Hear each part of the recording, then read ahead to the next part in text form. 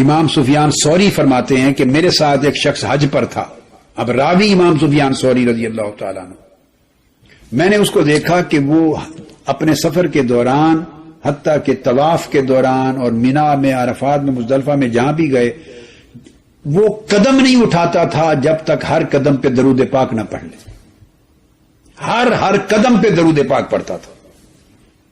امام سفیان ثوری رضی اللہ تعالیٰ عنہ فرماتے ہیں کہ میں نے اس سے پوچھا فقلت اب علم تقول ھذا، کیا آپ یہ جو عمل کر رہے ہیں ہر قدم پہ درود پاک پڑھتے ہیں اور دوسرا قدم رکھتے نہیں جب تک درود پاک نہ پڑھ لیں، کیا آپ کسی حدیث اور کسی روایت جو شرعی علم ہے، سند ہے، کسی علمی سند کی بنیاد پر یہ کام کرتے ہیں؟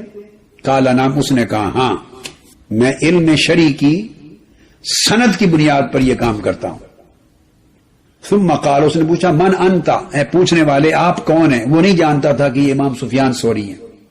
اتفاق سے جیسے حج پر آپس میں ساتھی مل جاتے ہیں، ہم سفر ہو جاتے ہیں. آپ کون ہیں؟ قلت سفیان الثوری، میں نے کہا میں سفیان الثوری ہوں. قال العراقی، اس نے پوچھا سفیان ثوری جو عراق کے ہیں، یعنی جو امام ہے جلیل القدر؟ قلت نعم، میں نے کہا ہاں. اس کے بعد اس نے کہا کہ میں نے درود پاک ہر قدم پہ پڑھنے کا وظیفہ اس وجہ سے شروع کیا کہ اس نے کہا کہ میں 1 سال پہلے وقت میں اپنی والدہ کے ساتھ حج کرنے آیا تھا.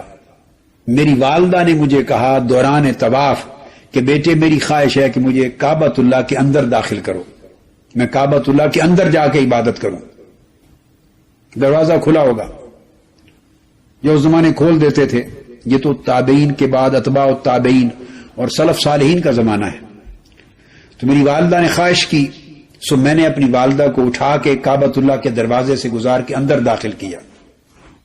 جو ہی کعبۃ اللہ کے اندر میری والدہ داخل ہوئی، اس کا پیٹ پھول گیا، متورم ہو گیا اور چہرہ سیاہ ہو گیا. اور اس حالت میں میں پھر اس کے پاس پریشان ہو کر بیٹھ گیا. چہرہ متورم ہے، چہرہ بالکل سیاہ ہو گیا ہے اور پیٹ پھول گیا ہے اور قریب مرگ اس کی حالت ہو گئی ہے. میں پریشان ہو کے بیٹھ گیا. میں نے ہاتھ اٹھائے کہ باری تعالیٰ اب اس حالت میں اپنی والدہ کو کہاں لے کے جاؤں اور کعبۃ اللہ سے باہر بھی نکالوں تو بڑی شرمساری ہے، سب لوگ طواف کرنے والے کیا کہیں گے. کہ اس حالت پریشانی میں تھا کہ اچانک سفید لباس پہنے ہوئے نورانی چہرے کے ساتھ کوئی شخص اندر داخل ہوا اور اندر آ کر اس شخص نے میری والدہ کے چہرے کی طرف اشارہ کیا. فبیدہ، چہرہ روشن ہو گیا سفید نور کے ساتھ. پھر میری والدہ کے پیٹ کی طرف اشارہ کیا. فبیدہ، اس کا بطن بھی بالکل اس کی سوجن اور سویلنگ اور نارمل ہو گیا. پھر اس کی مرض ختم ہو گئی اور شفا یاب اور صحت یاب ہو گئی. جب وہ جانے لگے وہ نورانی چہرے والے اس کو شفا یاب کر کے، اس کے چہرے کو منور روشن کر کے اور اس کی ورم دور کر کے جانے لگے تو میں آگے دوڑا. میں نے عرض کیا من انت الذی فرجت عنی، اے میرے غم اور میرے اندوہ کو اور میری پریشانی کو اور میری مصیبت کو ختم کرنے والے آپ ہیں کون؟ بتائیں تو صحیح. انہوں نے جواب دیا قال انا نبیک محمد صلی اللہ تعالی علیہ وآلہ وسلم، میں تیرے نبی محمد مصطفیٰ صلی اللہ علیہ وآلہ وسلم. اور اس کی والدہ کی عادت کیا تھی کہ اس کی والدہ کثرت کے ساتھ آقا علیہ السلام پر درود و سلام پڑھا کرتی تھی، کثرت سے درود و سلام پڑھتی تھی.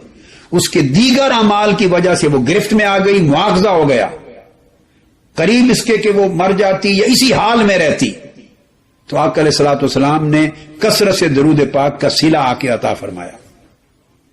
تو میں نے عرض کیا یا رسول اللہ صلی اللہ علیہ وسلم، اب آپ نے اتنا بڑا کرم کر دیا تو مجھے کوئی نصیحت کر جائیے، حکم دے جائیے، میں کیا کیا کروں زندگی میں. آپ نے فرمایا اے بندے، اے میرے امتی، ایک ہی نصیحت ہے کہ کوئی قدم نہ رکھنا نہ اٹھانا جب تک ہر قدم پہ مجھ پہ درود و سلام نہ پڑھ لیں. اس دن سے میں ہر قدم پر آقا علیہ السلام پر درود و سلام پڑھتا ہوں. یہ وظیفہ مجھے آقا علیہ السلام کی بارگاہ سے نصیب ہوا.